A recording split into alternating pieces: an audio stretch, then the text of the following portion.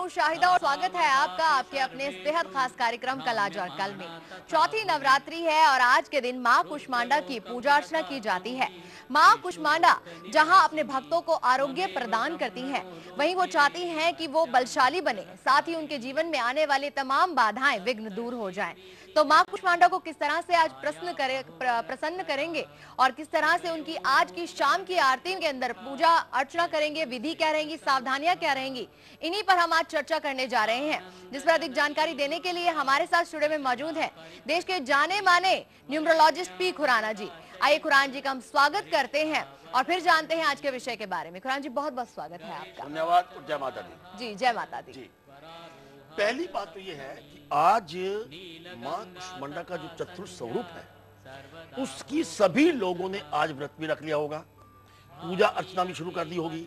लेकिन कभी कभी क्या होता है कि कुछ लोग इस समय के दौरान मान लीजिए यात्रा कर रहे हैं, उनका अपना शारीरिक कष्ट इस प्रकार का है कि प्रातः काल माँ की पूजा आराधना नहीं कर पाए। तो हम आपने इस प्रोग्राम के जरिए एक बात आपको कहना चाहते हैं कि अगर सुबह का समय आपसे कहीं ना कहीं निकल गया है तो आज शाम को वो क्षण कौन से हैं जिसमें आप माँ कुष्मांडा को प्रसन्न कर सकते हैं, उसका आशीर्वाद प्राप्त कर सकते हैं। और उसकी एक साधारण सी विधि कौन होती है जिसमें माँ की आपके ऊपर कृपालुता बढ़ेगी। और तीसरी बात क्या है कि आपको किस प्रकार का लाभ मात्र एक दिया जलाने से या शाम की पूजा करने से एक खास समय के बीच में आप माँ का आशीर्वाद कैसे प्राप्त कर सकते हैं। दूसरी बात, कल हम माँ स्कंद माता के पंचम स्वरूप की चर्चा करने वाले हैं। अभी से आपको किस प्रकार की तैयारी करनी है कि कल का जो नवरात्र आप रखने वाले हैं उसमें आप जगदम्बे माँ को, माँ स्कंद माता के स्वरूप को किस प्रकार प्रसन्न कर सकते हैं। और उसके लिए शुभ मुहूर्त अभी नोट कर लीजिए। देखिए, समय पूजा के लिए, आराधना के लिए सभी समय श्रेष्ठ होते हैं। अजी भगवान की माँ की पूजा करनी है तो समय की बात क्या है। लेकिन फिर भी हमारे शास्त्रों में कुछ चर्चा होती है कि अगर खास समय में अगर आप माता का एकमात्र माँ ही बोलते हैं तो माँ आपको अपने भक्तों को गोद में ले लेती है। वो समय कौन सा है इसके बारे में हम आपको आज ही बता देंगे, उसकी विधि क्या है और उसका लाभ क्या है। जय माता दी। तो लगातार हमारे साथ बने रहिए। शाम की आरती माँ कुष्मांडा की बहुत ही खास होती है, विशेष होती है। तो अपने भक्तों को किस तरह से आशीर्वाद देंगी माँ कुष्मांडा, आज ये जानकारी हम आपको देने वाले हैं। शुभ मुहूर्त बताएंगे आज शाम की आरती का, वहीं तैयारी करनी होगी कल की पूजा की भी। जी हाँ, स्कंद माता की कल की पूजा यानी कि 5वीं नवरात्रि होगी कल। किस तरह से पूजा के लिए यानी कि कल सुबह का शुभ मुहूर्त हम बताएंगे, कौन सा विशेष वो समय होगा जब ये पूजा आप संपन्न कर सकते हैं। ये सारी जानकारी के लिए आप हमारे साथ बने रहिए क्योंकि पूजा के साथ विशेष तैयारी भी करनी होती है। तो आइए सबसे पहले हम शुरुआत करते हैं उस विशेष विधि के बारे में, यानी कि जब हम माँ कुष्मांडा की पूजा करेंगे वो विधि क्या रहेगी और माँ कुष्मांडा किस तरह से हमें लाभ पहुंचाती है, जानते हैं हम खुराना जी से। जी, पहली बात है कि माँ कुष्मांडा, जय मां दुर्गे और जय माता दी सबको। मां कुष्मांडा का अष्टम भुज का जो चतुर्थ स्वरूप है, हाथ में कमंडलू है, धनुष है, बाण है, कमल है, पुष्प है, अमृत कलश है, चक्र है, गदा है। इस स्वरूप को आप प्रसन्न कैसे कर सकते हैं। मान लिया कि आपने प्रातःकाल व्रत भी रख लिया, पाठ पूजा भी कर ली होगी, लेकिन इस मां के स्वरूप को सायंकाल में प्रसन्न करने के लिए आप क्या करें, ये हमारी बात सुनिए। सूर्य ढलने के बाद 8 बजे तक आप मां की उपासना कर सकते हैं। यह समय सबसे श्रेष्ठ है। इस समय के दौरान में आपने इनकी मूर्ति की स्थापना करनी है। आरती की विधि क्या है, दुर्गा के यंत्र को रखो, पीला वस्त्र रखो, इसके साथ एक थाली में आपने मां कुष्मांडा का ध्यान रखना है। ध्यान रखने के बीच उसमें 4 दीपक रखिए एक थाली में। इसके साथ जब आप दीपक जलाएंगे तो एक बात का ध्यान रखना है, उस वक्त आपका चेहरा नॉर्थ ईस्ट की तरफ होना चाहिए। उस वक्त बिल्कुल सारी बातों को, दिमाग की बातों में सारी बाकी बातें निकाल दीजिए। सिर्फ एक स्वरूप, कौन सा स्वरूप, मां कुष्मांडा का स्वरूप अपने ध्यान में रखिए। उस वक्त थाली में 4 पीले फूल, 4 पान के पत्ते, 4 नारियल आप उसमें रख के और उसमें आपने 4 दीपक जलाने हैं। एक बात हम आपको कहना चाहते हैं, एक क्षण दोबारा सुन लीजिए, ये सब कब करेंगे? सूर्य ढलने के बाद 8 बजे तक आप अपनी मां को प्रसन्न कर सकते हैं। अगर आप ऐसा करते हैं तो आपको लाभ क्या होगा? पहली बात, अगर आपके घर में किसी प्रकार का कोई व्यक्ति नशा करता है, नशे से हर प्रकार की मुक्ति का योग बनेगा। और एक बात और कहना चाहते हैं, आपका धन है, सब कुछ है, लेकिन अहंकार है। अहंकार की वजह से जो अब तक आपके पतन का कारण बना, मां आपके ऊपर आशीर्वाद देगी, अहंकार से आपको मुक्ति प्राप्त होगी। और इसके साथ क्या है, आपके बच्चे हैं, अध्ययन करते हैं, उनके मन में जागरूकता आएगी, आपका चेतन मन बढ़ेगा, आपका विजन बढ़ेगा, इंट्यूशन पावर बढ़ेगी। इसके साथ आप एक्टर हैं, कलाकार हैं, या आप सीईओ हैं किसी कंपनी के, नेम एंड फेम बढ़ेगी और माता का आशीर्वाद प्राप्त होगा। और एक बात सुन लीजिए, आपके नाम का डंका चारों दिशाओं में होगा। तुम संसार शक्ति में लीना, आपकी मां आपके ऊपर आशीर्वाद देगी। सिर्फ एक मत जो समय आपको दिया है, उस समय के बीच में, उन क्षणों के बीच में आप अपनी मां को बिल्कुल प्रसन्न कर सकते हैं। जय माता। तो 27 नाम और 27 महामाया, ये खास विषय भी हमारे साथ ही साथ चलता रहता है। पिछले 3 दिनों में हम आपको बता चुके हैं 9 नाम, जी हाँ, मां के 9 नाम और उनकी 9 माया। अब आज बारी है अगले 3 नाम की, और उनसे जुड़ी महामाया कौन सी होंगी, ये जानने के लिए बिल्कुल हमारे साथ बने रहिए। साथ ही माता रानी को प्रसन्न करने के महाप्रयोग भी हम बताने जा रहे हैं, जो आपके जीवन में अलग अलग तरीके से लाभ पहुंचाते हैं। कहीं मत जाइएगा, बेहद विशेष महाप्रयोग होने जा रहा है। अभी हम जानेंगे खुराना जी से कि आज कुष्मांडा मां की शाम की आरती का मुहूर्त क्या है, और साथ ही थाली में हम कौन कौन सी ऐसी वस्तुएं सजाएं जिससे कि मां आज शाम की आरती में प्रसन्न हो जाए। जी,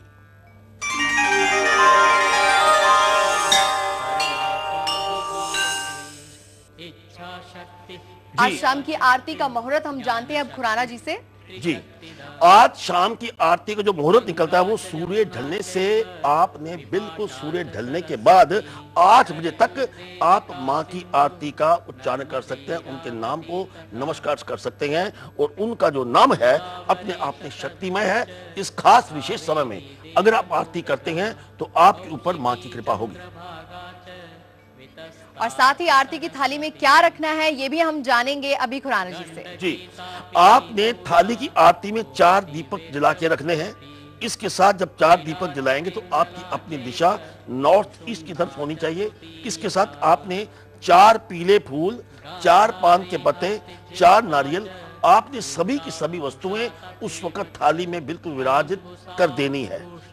और इसको आप जब करेंगे उस वक्त आप इस बात का ध्यान रखें कि आपका अपना चेहरा टुवर्ड्स नॉर्थ ईस्ट हो, तो आपके लिए काफी बेहतर होगा। ये दिशा आपको अपनी नई दिशा अपने जीवन में देगी। जय माता दी। चलिए, हमारे साथ कॉलर जुड़ने भी शुरू हो गए हैं। पुणे से हमें सबसे पहले कॉल किया है रजनीश ने। स्वागत है आपका रजनीश जी। हाँ, नमस्कार पंडित जी। नमस्कार जी। मेरा बर्थडे है 5/1/1975। 5/1/1975 जी। हाँ, तो थोड़ा ये बिजनेस के बारे में पूछने का था। जी, क्या बिजनेस करते हैं आप? कंस्ट्रक्शन का है, कॉन्ट्रैक्टर जी। पहली बात तो क्या है रजनीश जी, आपके नाम के स्पेलिंग आपके डेट ऑफ बर्थ के अनुकूल नहीं है। रजनीश में अगर आप RAHHJ लगाते हैं तो एक सूर्य की कृपा आपके ऊपर रहेगी। जे का नंबर 1 बनता है, सूर्य का कारक है। दूसरी बात, आपका अपना मूलांक 5 है जो बुध का कारक है। राशि आपकी नाम से तुला बनती है, लेकिन आपके डेट ऑफ बर्थ से आपकी राशि मकर बनती है, जिसका स्वामी शनि है। शनि की राशि पे जब बुध प्रवेश होता है या वहां पे विराजमान होता है तो उसमें क्या है, कंस्ट्रक्शन का काम तो आपको सूट करता है, लेकिन उसमें क्या होता है कि आपके मजदूर, आपका ठेकेदार, आपके आसपास के लोग कभी कभी कोई ना कोई नुकसान का कारण बन जाते हैं। कई बार अचानक किसी की मृत्यु भी हो सकती है जिसकी वजह से आपको नुकसान होता है। इसको कंट्रोल करने के लिए आप क्या करेंगे, आप जो कंस्ट्रक्शन का काम करते हैं, कोई भी ऐसा जगह देखिए जहां पे अगर दुर्गा स्तुति होती हो या मां का दरबार है, मंदिर है, गुरुद्वारा है, धर्म स्थान के ऊपर आपने 1 बोरी सीमेंट की वहां पे दे देनी है। और अगर आप ऐसा करते हैं तो आपके ऊपर तो कंस्ट्रक्शन काम ठीक रहेगा। भाग्य अंक आपका 1 बंधन सूर्य का कारक है। ओम हरा हरि हरो स सूर्याय नमः इस मंत्र का निरंतर जाप करते रहिए। और एक रूबी जिसका वेट हो कम से कम 8.25 रति रिंग फिंगर में प्राण प्रतिष्ठा करने उपरांत इसको धारण कीजिए। जहां तक आपके समय का प्रश्न है, आपका अपना समय 15 सितंबर 2013 के बाद अगले 2 वर्ष आपके लिए इतने अच्छे हैं कि आपको धन की प्राप्ति होगी और माता का आशीर्वाद भी प्राप्त होगा। जय माता दी। तो माँ दुर्गे के बहुत सारे नाम हैं, लेकिन उनमें से ऐसे खास 27 नाम जिनसे जुड़ी है अलग अलग महामाया। और रोज हम आपको बता रहे हैं 3 नाम, यानी कि 9 नवरात्रि और 27 नाम और 27 महामाया भी। और आज बारी आ गई है अगले 3 नामों की। तो आज के नाम कौन से हैं खास, अभी बताएंगे खुराना जी, और साथ ही कौन सी जुड़ी है उनसे महामाएं, ये भी हम बताएंगे आपको। तो तैयार हो जाइए कागज कलम के साथ और नोट कीजिए माँ के अगले 3 नाम और उनकी महामाया।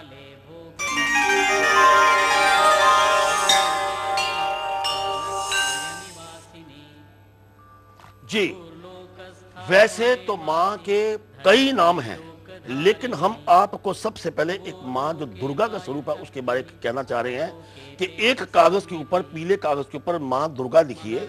इसमें इलायची लौंग रखकर माँ को अगर आप समर्पित करते हैं तो एक बात सुन लीजिए, आपको धन से लाभ होने का पूर्ण योग बनेगा। अब बात करते हैं दूसरे नाम की। उसमें से पहले नाम की चर्चा हम फिर दोबारा करते हैं कि अगर इसमें आप इलायची रखते हैं, इसमें लौंग रखते हैं और माँ के चरणों में समर्पित करते हैं, तो एक आपको बात बता दें कि माँ की कृपा इतनी होगी, जो धन की आपको प्राप्ति तो होती है लेकिन बरकत नहीं होती।